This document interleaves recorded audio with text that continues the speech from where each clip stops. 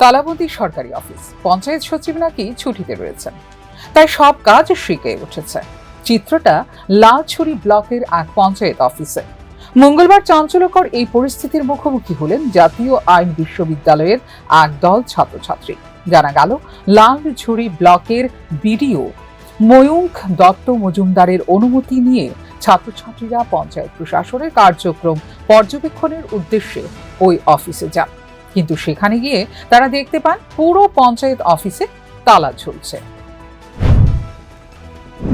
वो तो हम लोग अभी मतलब मेरी तरफ से तो मैं क्या बोलूँ, क्योंकि हम लोग तो दूसरा जगह से आए हैं, अभी यहाँ पर का लोकल भी नहीं है हम लोग कि ये जान पाए कि ये सब क्यों सब मतलब बंद ऑफिस क्यों है।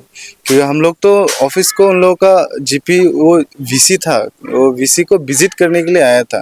हम लोगों को खुद देख के मतलब पता चला कि ऑफ है, क्योंकि हम लोग को भी पहले से पता नहीं होता है ना कि कौन सा।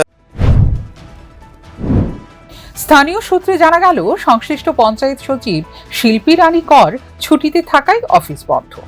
হায় রে সরকারি কর্মচারী, আপনি ছুটিতে তো পুরো অফিসেই বন্ধ। ফিউরো রিপোর্ট, নিউজ নাও।